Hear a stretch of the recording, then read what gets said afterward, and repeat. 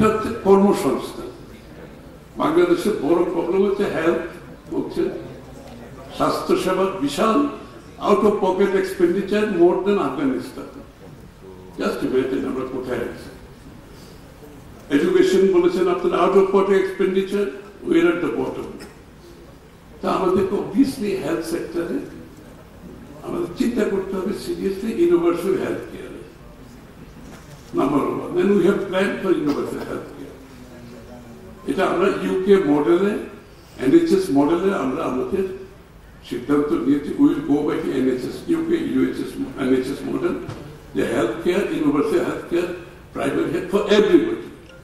Everybody will have a doctor. আমি একটু basic এবং পরবর্তী চিকিৎসার জন্য ডিপেন্ডিং অন দ্য আর্নিংস ইত্যাদি ইত্যাদি এগুলো সব আছে। এডুকেশনে আমাদের Rasheda K Chowdhury an expert, and I have a lot of respect for her dedication. উনি যে কথাটা বলেছেন, yes, education should be free. Why not মাধ্যমিকে? Why not? আমরা প্রাইমারি তো আছে এবং আমরা বিএনপি সহ আপনার মনে আছে ফুড ফর এডুকেশনের মাধ্যমে আমরা কিন্তু অসম্ভব একটা সাধারণ মানুষকে স্কুল আনতে সক্ষম হয়েছিল। এটা বেগম খালেদা জিয়ার সময় হয়েছিল। স্কলারশিপ দেওয়া হয়েছিল মহিলাদের জন্য। ফুড ফর গরিব মানুষ খেতে পারে না, স্কুলে যখন তার ছেলে দুটো খেতে পারে তখন তারা স্কুলে পাঠানো শুরু করছে। তা আমাদের মাধ্যমিকে ফ্রি এডুকেশন কেন হবে? আমার প্রাইভেট বাংলাদেশের জিডিপি কত পার্সেন্ট এডুকেশনের খরচ? স্বাস্থ্যকর অল টাইম ফ্যামিলি কেক, সব সময় all time healthy life. Below 2%. Health sector এগিয়ে আমাদের টার্গেট হচ্ছে জিডিপির 5% এডুকেশন এন্ড জিডিপির 5% হেলথে ইনভেস্ট করা, এবং that include skill development, skilling, upskilling, reskilling. এটা ছাড়া কিন্তু আপনি এমপ্লয়মেন্ট আপনি এমপ্লয়মেন্ট বললে তো হবে না, আপনাদের স্কিল ওয়ার্কফোর্স লাগবে তো এমপ্লয়মেন্ট। আমাদের টার্গেট হচ্ছে ফার্স্ট 18 মান্থসে যদি সুযোগ হয়, ফার্স্ট 18 মান্থসে 1 কোটি জব ক্রিয়েট করা, 1 crore। And this is not a political statement. আমরা কিন্তু ওয়ার্কআউট করেছি, will come out with the figure কোন সেক্টরে কত এমপ্লয়মেন্ট হবে এবং এটার জন্য আমরা কোথায় কত ইনভেস্ট করব। আরেকটা বিষয় হচ্ছে আমাদের একটা গ্রুপ কিন্তু আমাদের ইকোনমিতে আমরা আনতে পারিনি।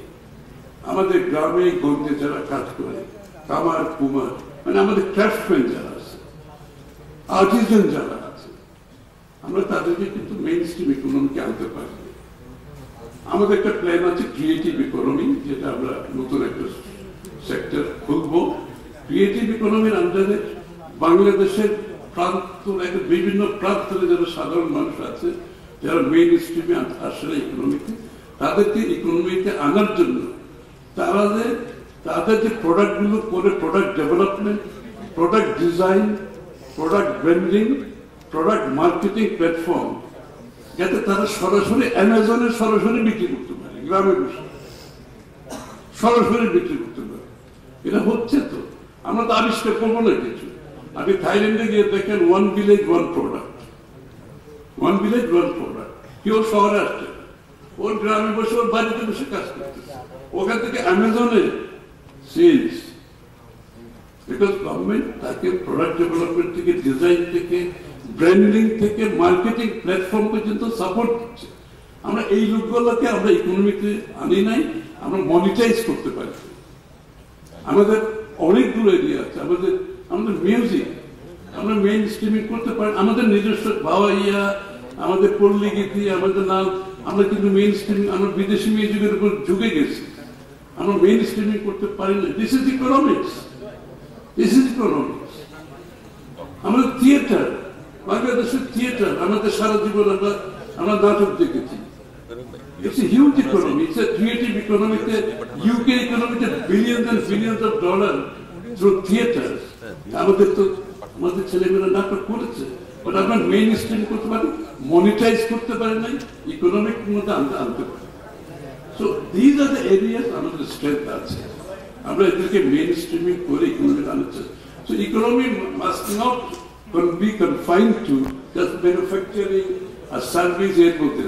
The economy has to go beyond সাধারণ মানুষের কাছে, গ্রামে গঞ্জে মানুষের ঘরে ঘরে ইকোনমি যেতে হবে, এবং তার মাধ্যমে যে লিভিং স্ট্যান্ডার্ড বাড়বে। আপনার ট্যাক্স বাড়ছে, ট্যাক্সের ইস্যুটা আসছে কেন?